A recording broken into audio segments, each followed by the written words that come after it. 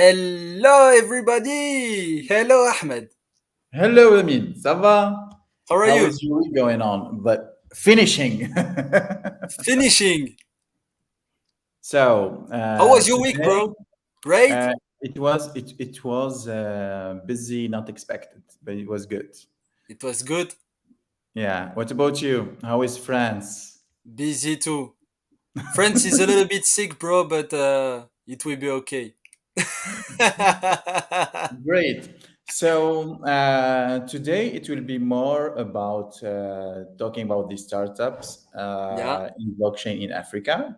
We will yeah. have two guests, both from Tunisia, but one is from the diaspora. He's in Europe. And we will see two different business cases, and we will talk about how blockchain enabled them to, let's say, put their ideas into place and how this technology affects their business side. Great. Okay. So, let's go.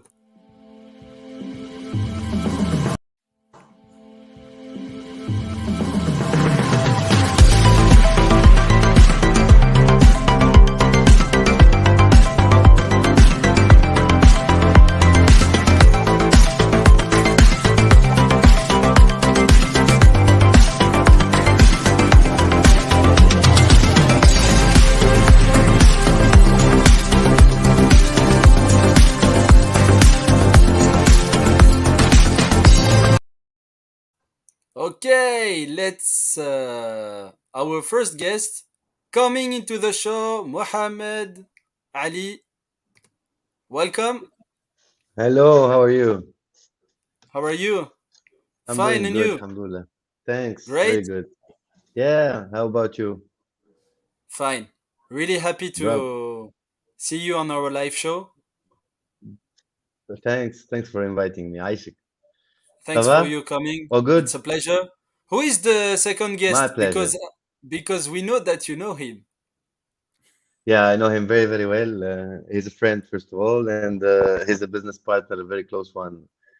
So yeah, Okay. so I really know him, and yeah, we are lucky having him. Yeah, if you want, we can start with introducing Dali first. Yeah. So, I've known Dali. So I think for 3 years now or 4 years, we met during, I think it was an acceleration program, and we did also some interviews on your startup, and we started collaborating on the project with Karim, another project with Karim. And Dali is very active in the startup ecosystem scene in Tunisia and beyond, and he has many ideas on how to be, let's say, positively philanthropic because they are having a startup, but that did not stop them from acting as a philanthropy too. So they give away from their time to mentor other people, especially with the new generation. And he is a great inspirational people. I'm saying all the good stuff for you, and leave the rest for you. Dalit, Now, to don't introduce deal with the yourself. best. Let's be flattering to each other, you know? Okay, so let's introduce our second guest, Karim CHABRAK. Hello, everybody. Thank you for the invitation. Thank Hello, you. hello, Karim. Karim also is in the startup ecosystem, let's say, scene in Tunisia, but remote. So he's more from Germany, and I think that enabled him to access more, let's say, the state of the art of the new world versus the emerging market, and try to bring more of that, let's say, side of things and best practices to our local market. Uh, who we start with? We start with CoinSense. Give us a little Yeah, bit idea about Yeah, what let's go. CoinSense is, and yeah, sure thing. Of course, Karim, go ahead. You mastered the. Okay, I can go. Whatever you want. Go ahead. Go ahead. Go ahead. Yeah. So basically, CoinSense is. I'll do it my way. Yeah? I know his way, but I'll do it my way. CoinSense is a platform that enables anybody to create its own currency. This is what the platform does. But what we can do with a platform is way more interesting, because when you just create currency for a certain network, what happens is that you create an infinite new playground of how this network can collaborate.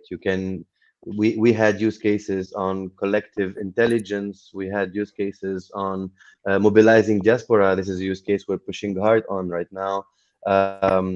There has been use cases on like network creation, things like this, and yeah, I think it's worth that Karim gives also his vision of what CoinSense is. Before giving the word to Karim, it's good to know that in CoinSense we are now piloting new ways to onboard diaspora into social impact projects through this simple idea of creating your own currency. Yeah, so Karim, the floor is yours. Thank you, Daddy. Maybe I will step down from blockchain, get back to the floor somehow, and saying why we did initiate coins. And mainly, we have seen that there are great projects, great ideas, but there is always a lack of funding. And if there is funding, it's always given for profit maximization organizations. And the initiation was after the revolution in Tunisia, where we thought, okay, there is a lot of youth with great talents, great ideas, great dreams, but they are somehow deactivated from the society, from the economy. And the main idea which came into mind, if the world doesn't fit to you, create your own world. If the money doesn't come to you, create your own money. If food doesn't come to you, then create your own economy. And if you don't like the state, think about other governance rules. And mainly, coincidence is really the idea is anybody who has a project, he can and does get funding, he can create and issue his own currency and mobilize contribution. Like I think it always a simple example: someone wants to make a little restaurant, but he doesn't get funding, so he tries to collect some funds, some work, some wood, whatever he needs, and everybody who contributes to the project, to the restaurant, gets coins as a proof of contribution to the restaurant. And suddenly this restaurant will open the door and he's selling food and it's a nice restaurant and everybody who contributed to the restaurant can come back and eat there and pay with this currency. And this is a simple use case of a community currency centered around a project. Let's issue like debts. Okay, you help me, you get the coins, and when you come back at a certain moment, you can help. And when we go one step further, it can be a community currency which is funding different projects. And this is where the vision comes, where we try to mobilize diaspora, especially the diaspora has the expertise and the need to collaborate with Tunisian. And that's why we are creating this Impact Beyond Border initiative, which is about creating a currency that mobilizes diaspora and local people in Tunisia to collaborate on innovation and social impact projects. And this is a big dream. We know that it works. It's no doubt. I mean, economically, technically, everything works, but it's only a mind shift what should take place, and people will realize the added value for themselves. And that's why we are more working on education rather than on tech. Tech is easy, it's straightforward, but education awareness is. Okay, so for the market education in CoinSense or Impact Beyond Borders, are we beyond the pizza timing of Bitcoin, where it was the first, let's say, monetization and exchange of value, like pizza versus one coin of Bitcoin? Are we there yet, or when do you expect it to happen, and what are the main challenges? Oh, Yes, I mean, this is to create a value of a currency, you need this network effect. But to get the network running, the early people who come to the ecosystem should make see a benefit. So you will not you will not become 10,000 people if the first 100 doesn't get anything out of the currency. Yeah. And we are trying now to do a good matchmaking. The team with Dali in Tunisia is really doing a good field work, like saying, okay, this project needs some mentors. The mentors come to the project, they get Impact Beyond Border coins, and we try to check what the mentor needs and try to match him with someone else. So in the begin, it's really a field work. It's trying to match the people and to scale the thing so that in a certain moment you have the lawyer, you have the doctor in the ecosystem, and you can spend the coin in different things.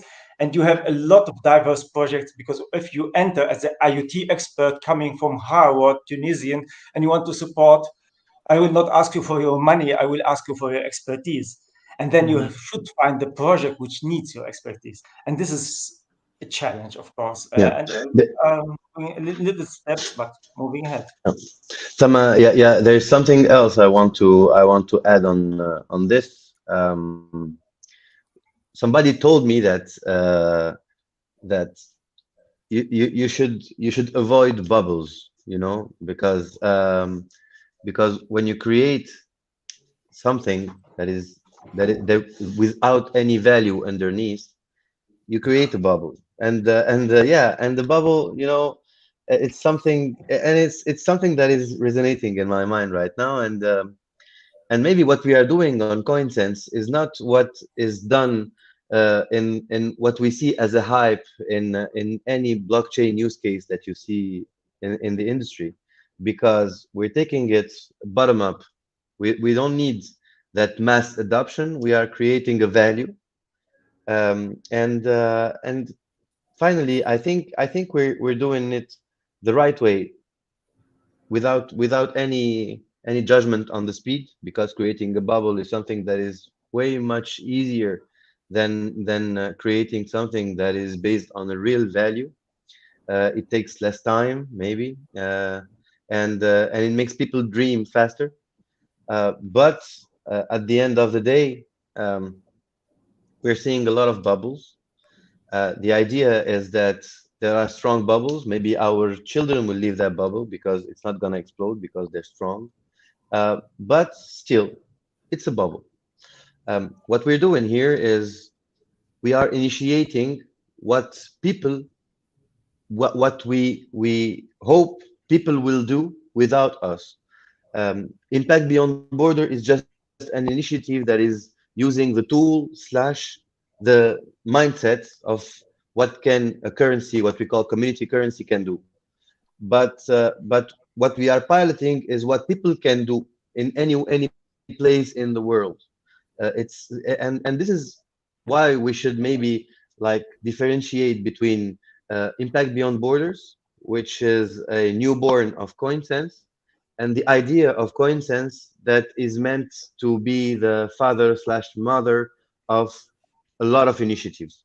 So this is a point that is pretty important, that and it's something that is popping right now in my mind slash our mind. I don't know, but in my mind, it's popping. I have a question to, let's say, sum up your concept. If I understand well your concept and coincest.org, to me it sounds like an ICO for dummies. Am I right? You can see it that way, but what is the ICO? The initial coin offering. It's Yes. related to it's a transposition of an IPO in the blockchain, in the crypto. And I don't think we are an ICO. Maybe people can push ICOs, Mata, and I believe at a certain point, if Impact Beyond Borders flies and uh, and that currency becomes relevant to diaspora investing at a certain point, yeah, it can go to an ICO. But CoinSense is not that. You can have it in Publinet to share the computers. You can have it in a state to share some other types of resources.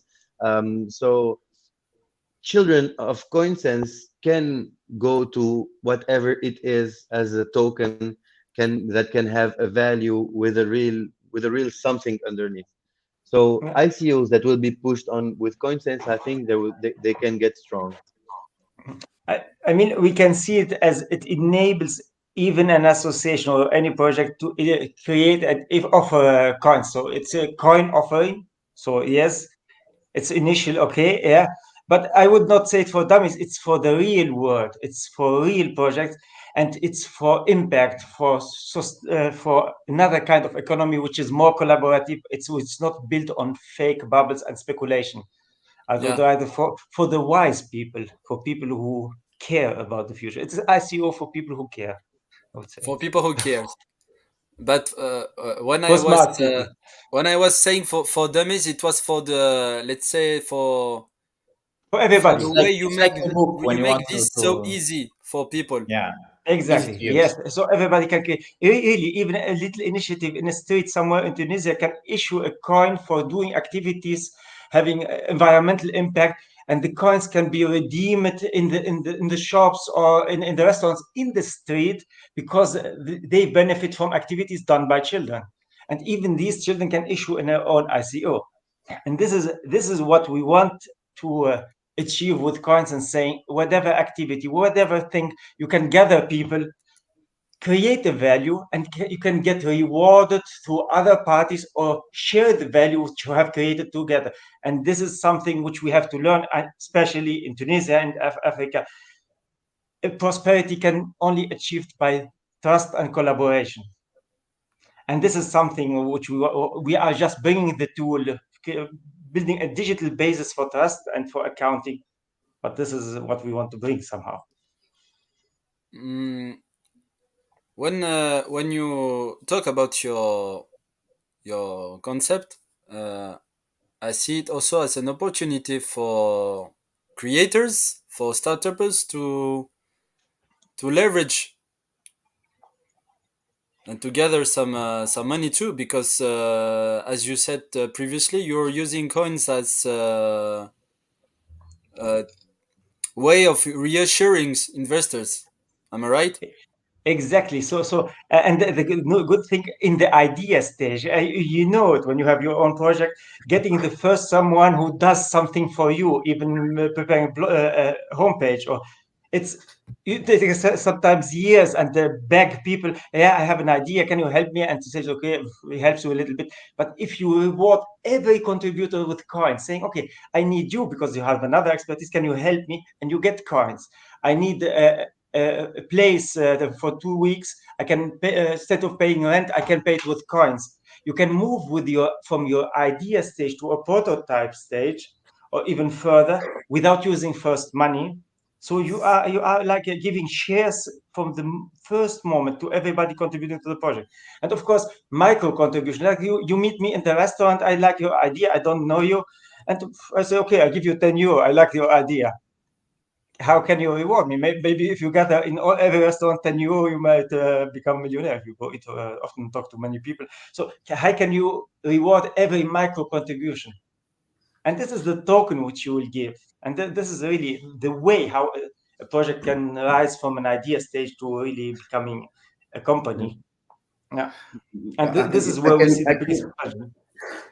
it can be relevant to tell you guys what we're doing in Tunisia with these initiatives. Like in two small sentences, I'll try. And so, Impact Beyond Borders, that CoinSense initiative that we are piloting, we would have loved that we would be consultants, but we are piloting this. Anyways, this the mission is pretty simple. We are finding new ways to onboard diaspora into social impact projects. Not only we are creating a network for them to thrive with that community currency. For this, we have two currencies. We have one investment currency.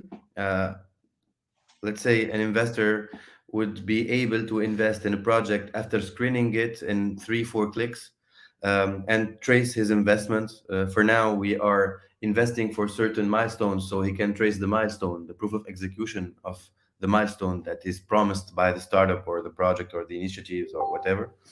And we have what we call Impact Beyond Borders Mentors Club, where we have easily onboarded some of the best mentors that we have here, that just went with the story and said, okay, I will invest a bit of my time against coins, and I mean it. They're among the best that we have here, and we have sourced projects, initiatives, NGOs that have some social impact KPIs within their operations. and we are creating a mayonnaise between all these. Some of these projects want investment, so we give them the investment button. It's crowdfunding button, and some project need mentors, so we match them with these mentors, and we make sure that the value is delivered. So it's a work in progress. But the great thing is that we started we now are scoring some of the components of what we call a dream, because onboarding is going fine, sourcing the projects is going fine. Technically, these projects, when they are investable, they get investment through some simple clicks, and these investments are in the blockchain. So one of the great features is that it's tamper proof and it's traceable, so people can see their investment. We have some layers that we have to build on top to humanize everything, but yeah, it's starting to get a shape that is pretty interesting. Haq. So I think the most important thing about, let's say, impact beyond borders and that kind of network is like more of an ecosystem of service providers and, let's say, service seekers, and that matchmaking creates like more of a decentralized governance in that ecosystem, where you can choose what kind of offer you would like to purchase, and you have potential service providers, and it's all works in a decentralized way. So can you like put on some points about how that kind of governance works, and how is it different from any other type of a marketplace? Maybe the vision of decentral governance, you need first the people who want to govern and participate in the governance. So what we are our plan for impact beyond borders is that community members should decide which project get the coins. So it's not a central decision done by a consensus team or by whoever. So it's the community who says, okay, this project is worth to get some coins to reward people. These are things which we would like to study more intensively, because governance is not saying democratic governance. It might lead us to some stupid decisions, and we know it. So we have a lot of examples of that.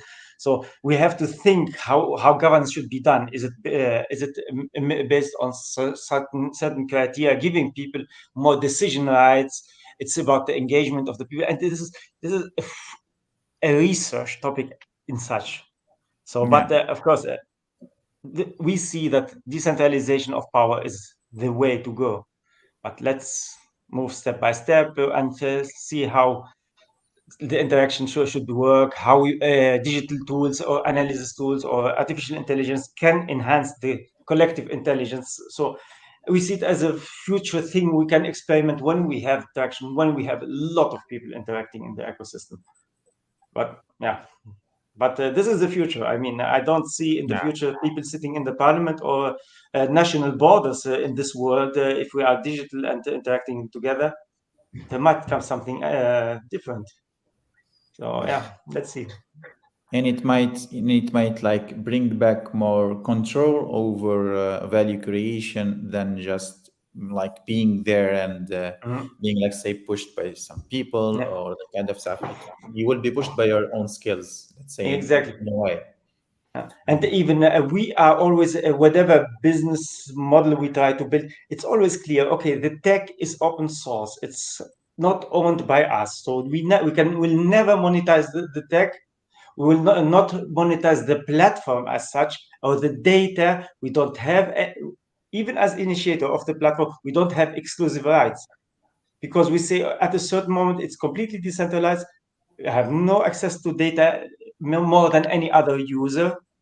And this is where we move always and say, okay, impact beyond border.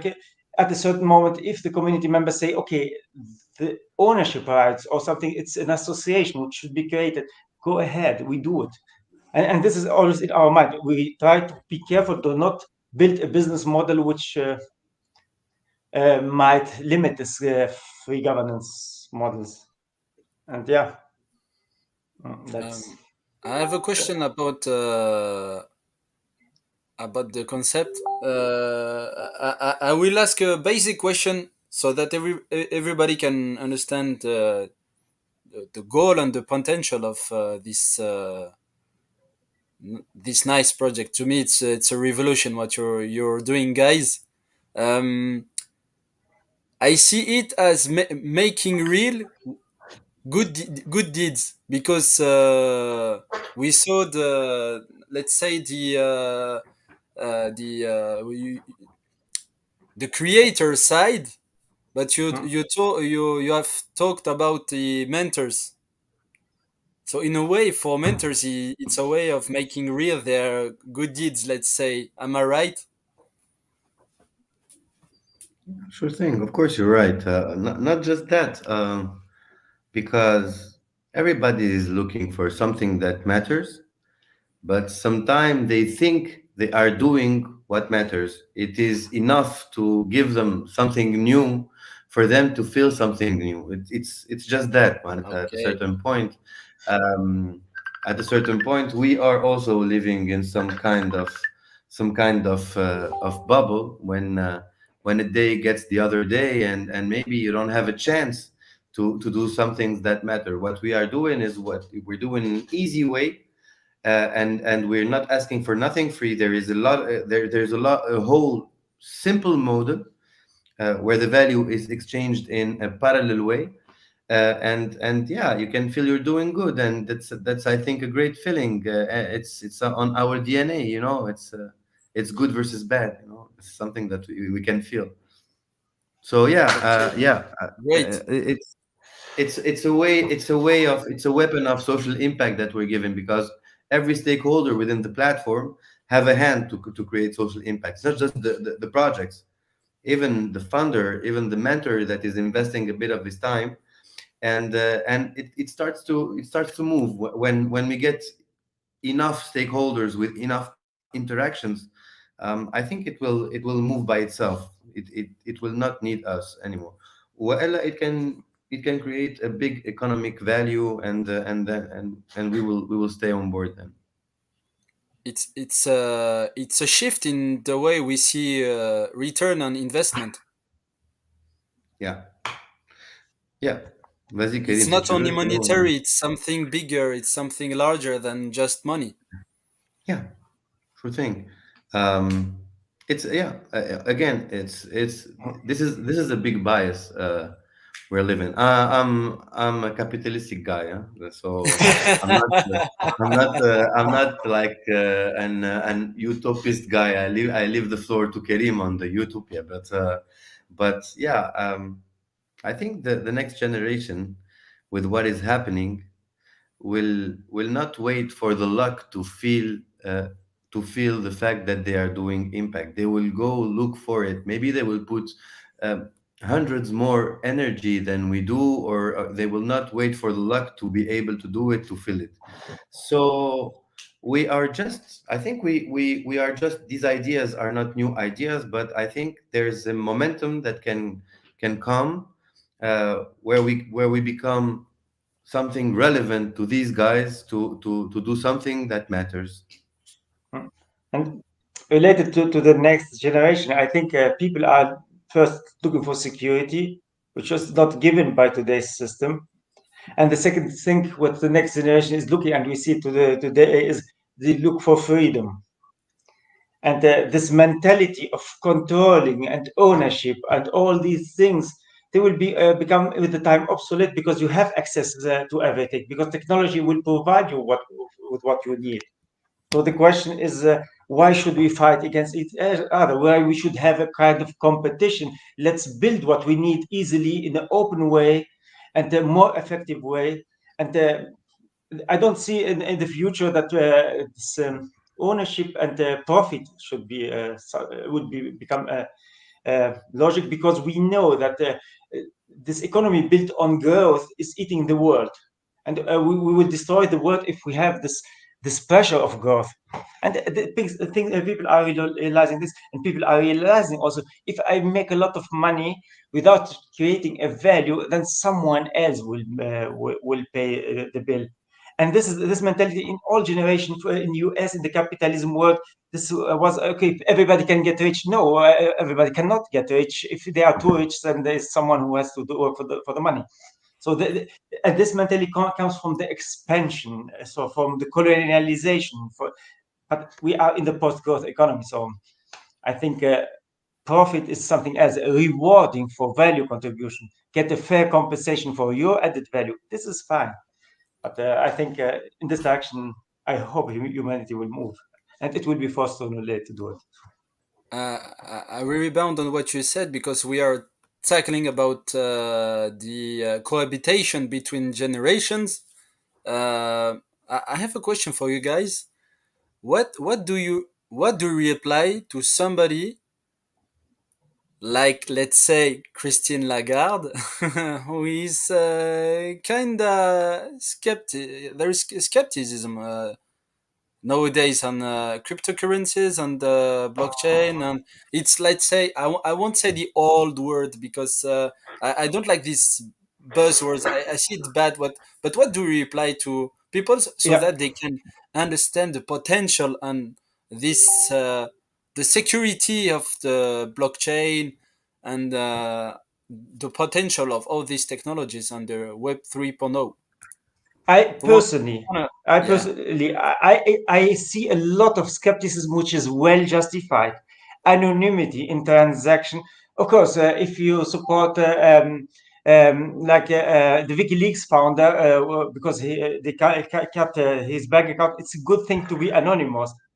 But we have to think how blockchain can be governed in a democratic way. If we use only blockchain in an anonymous way, we are putting democracy aside.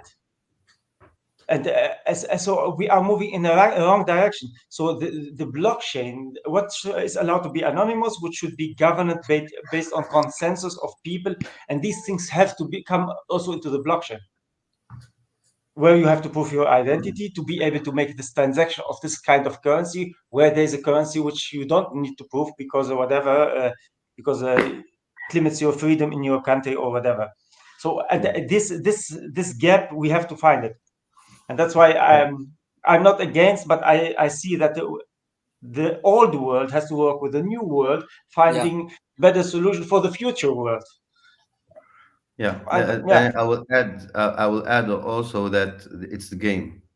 There are a lot of interests here and there from the blockchain world, for the charity and the philanthropic world that are that are not singing with Christine Lagarde, as you said. Maybe it is a bit of a cliche, but the Christine Lagardes like are legions, but the Christine Lagarde septics are also legions.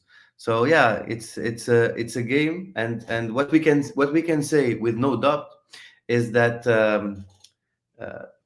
the it's changing. There is a shift where we are, if like the Christine Lagarde like are here, and the like us maybe guys are here.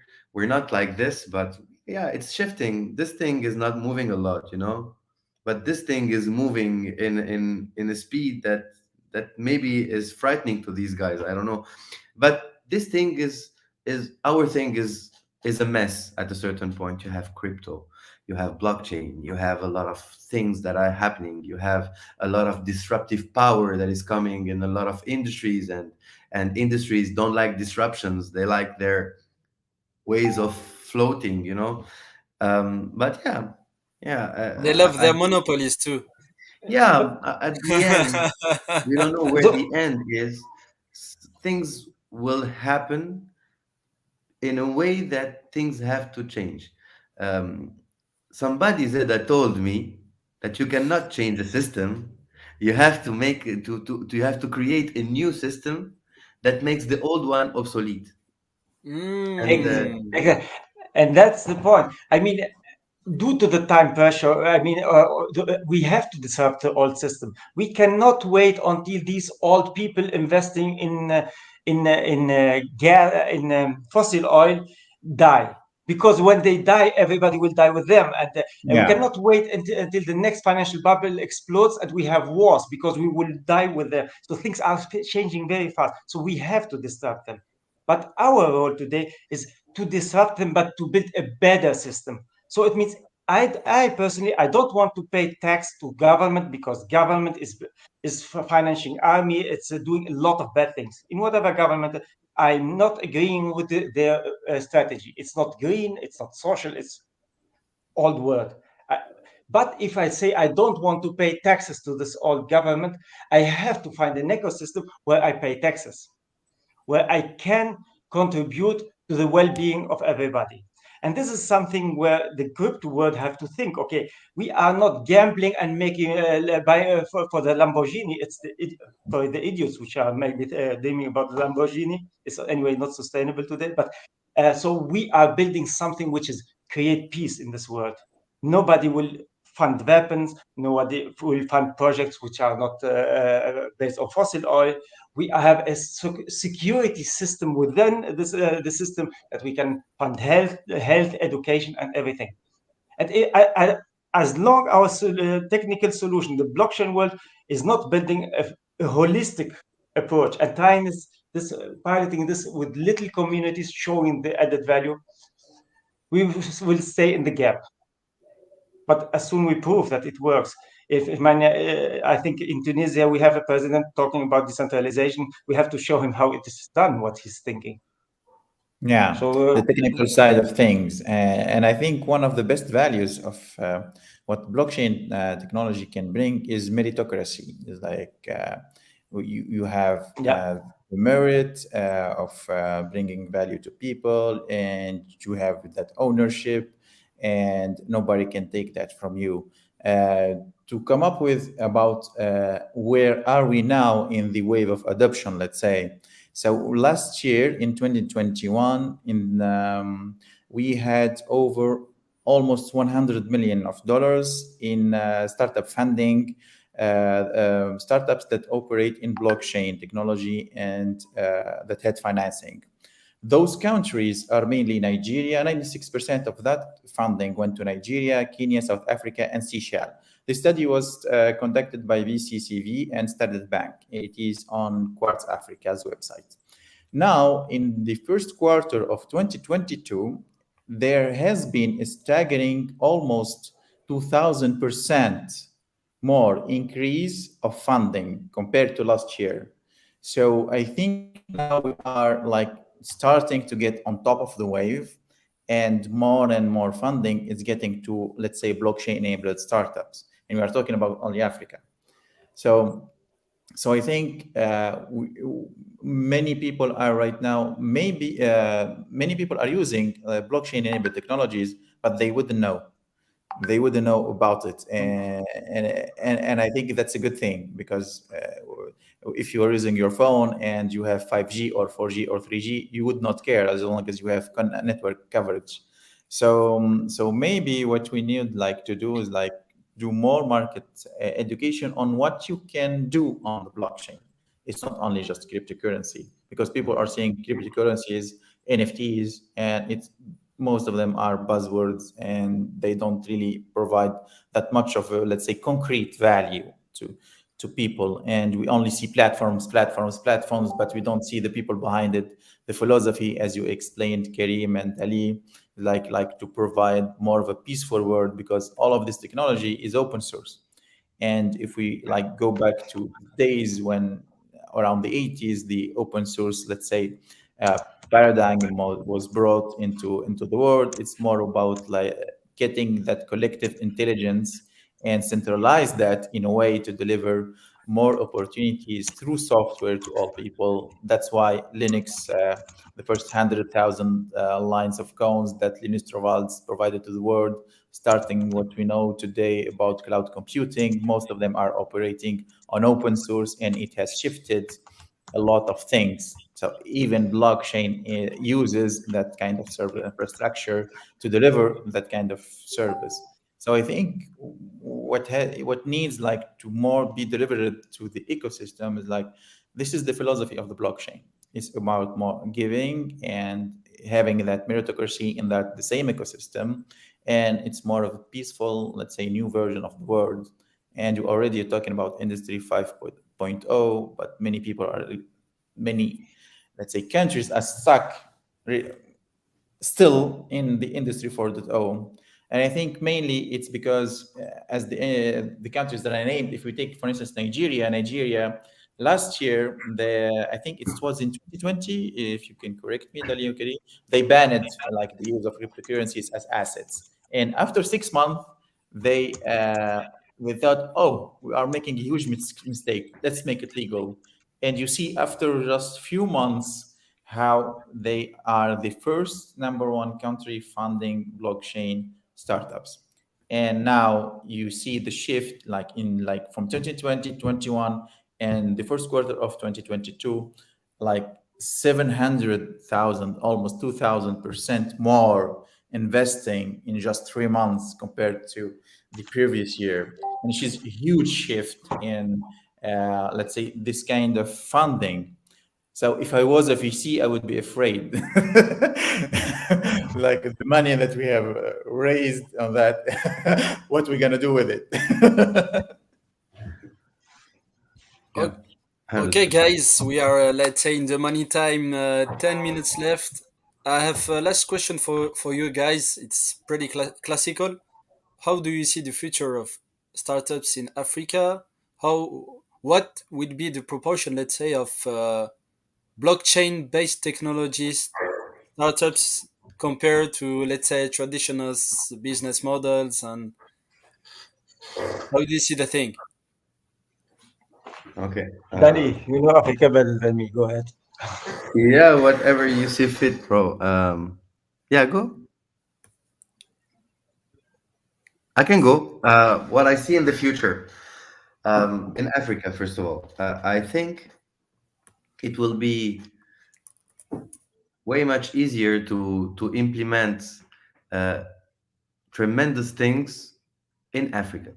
The only problem is that doing things in Africa for Africa is not the easiest thing in the world because you have problems of regulation. You have the best in class quitting because they see their dreams abroad, because you have a lot of hurdles, you have a lot of black boxes, you don't know where you start, where you finish.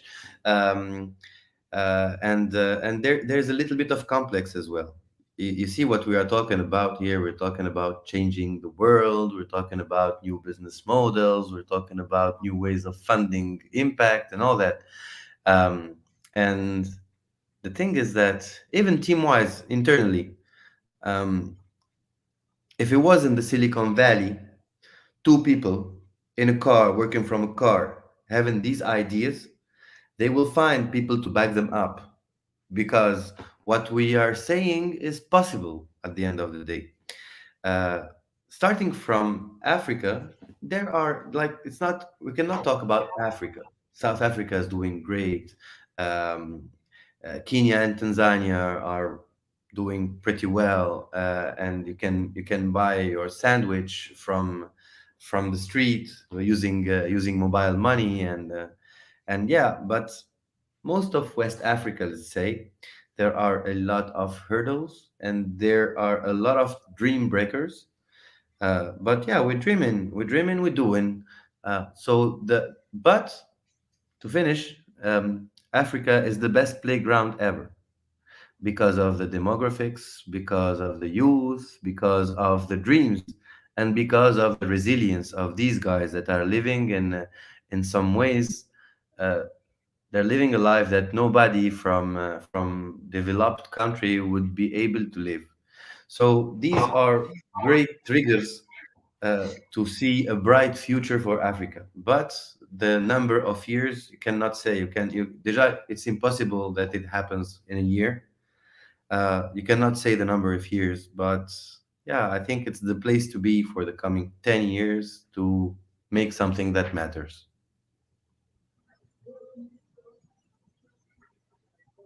I think, yeah, that's great. Making something that matters. Yeah. What about you, Karim? I think it's the same. It's something that matters. I believe that, of course, it's attractive for startups and innovators to address foreign markets because there's more money outside Africa than inside Africa. But I think we have to solve our home problems first. And the best ideas are those who really try to solve a real problem they identify. Unfortunately, we have a brain drain, of course, and maybe startups have to think about other approaches how to build these kind of startups. Thinking about collaboration, which saves them a lot of money. Thinking about other ways how they create value, and not based on the Western approach, like trying to make some pitch, getting some funding, and making exit at all the stuff. Let's think about how we want to solve, which problem we want to solve, and how we can solve them together. And suddenly, startups or solution or innovation will rise up. And this is another mentality to approach the things. And I hope that in this way we can solve real African problems, because most of the things problems are solved by foreign companies, international companies coming to our home countries and Yeah. taking the markets, Yeah. while we are dreaming about big unicorns, and but we have no chance to compete with any international company. As soon we get visible, we will be eaten, and that's why let's think about other cooperative models. Yeah, a Mhm. lot of things are possible in Africa, and the There's blockchain something gives the else. possibility to Mm, share oh. value, to create value, and this all these things. There's something else that is now for Africablockchain.info. You are playing in a great space as well. You know, I know you guys are starting and all that, but I think what you should do should be very very important, because um, media is the best advocacy weapon ever. And you are surfing in something great, which is a big hype on blockchain. So if you talk the last question about non-blockchain startup and blockchain startup, I think the startups that will showcase the blockchain, I don't know if it's good or bad. I don't care. It's good for the system. They're really showcasing a lot of hype. A 6-year-old child, and he knows what is blockchain. He knows what is a token and all that. So you need to work on these guys that don't know yet, and the mission that you have, I think, and I cannot talk on your behalf, but you have a great subjects that you can put in the table. You VIP subjects that you should be putting in the table as well, uh, because at the end of the day, just understanding the technology or the use cases of the technology, the goods and the bads. For example, you should surf on crypto, even if it's I don't want to say bad words, but it's not the best blockchain use case. But yeah, I think literacy is where things start. The big pain that we are having right now is the literacy, the lack of literacy, because en français on dit on défonce une porte ouverte. And it takes a lot of energy for all stakeholders, uh, the illiteracy, that to jump over this, it takes a lot of energy, and the media will need far less energy to put this in the hands of those that can make a change or don't make a change. It's not the question. We don't need 100% white people, 100% black people. We need a little bit of everything, but maybe switch paradigm is a good idea. Thank you, Mohammed. Thank you, Karim.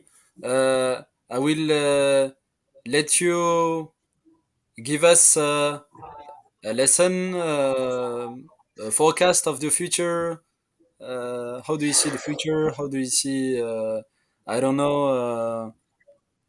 What do you want to say also for youngsters that are going to see this program, to motivate them to believe in their dreams? I don't know. It's like say, let's say it's kind of empowering, the empowering part of the show at the end. We are trying to Yeah. give positive energy, positive vibes to people. Uh, my word is that don't forecast the future, make the future, decide how the future will go. It's quite simple, and believe that you can shape it, because it's feasible. especially with blockchain and all the technology, we can really make global evolutions. So let's move ahead. We don't have a lot of time to wait.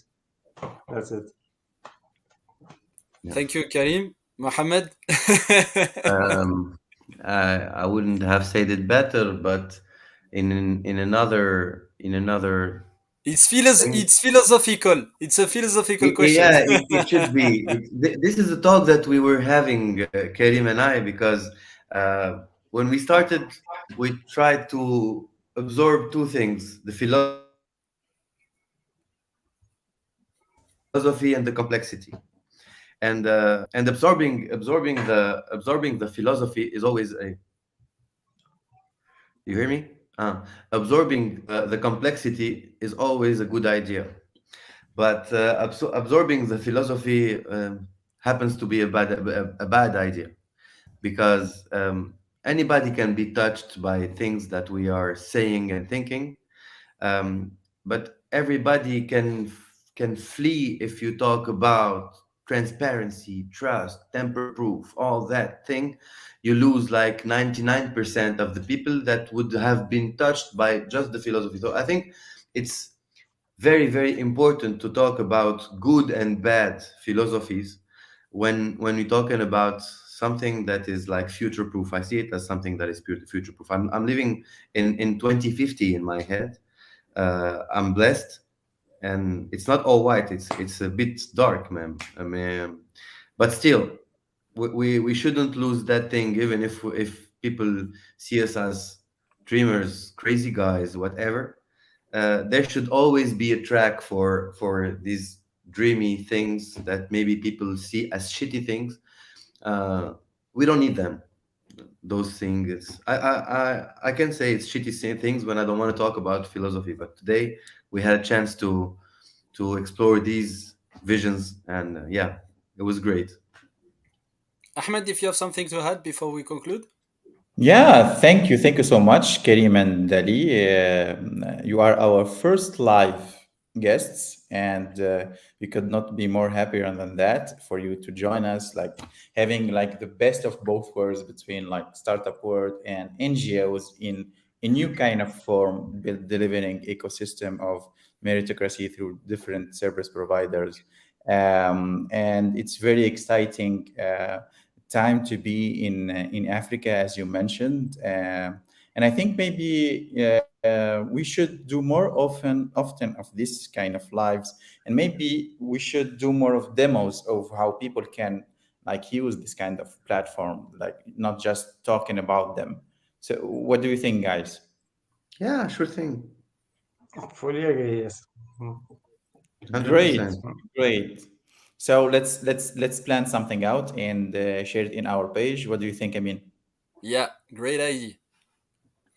Nice. Okay, so for next week, do you want to tease something or not? I Let's know leave it you like are that. Let's attending talk I'm till saying, we do and I'm something great. saying about it. We will see. We will see. Let's talk before. Before concluding this live show, we want to remind our viewers that next week, it will be the Africa Metaverse Summit in Tunis from June 1st to June 3rd. So you can also join this summit. I will put a link in the description of this video for people who want to join. We remind also that our guests, thank you, Mohamed, thank you, Karim, the founders of coinsense.org. Thank you for your presence. It was a great pleasure to meet you and to discuss about blockchain technologies and the future and all the potentialities of this new world. Thank you, guys. Thank you for Have the a nice week. invitation. Thank you for your Have a nice trust. weekend. Bye. See Thank you you. all. Bye See you. bye. Bye See you bye. next week. Bye, Thank you. And don't friend. forget to comment, share, like, and subscribe. Of course. Bye. Nice one.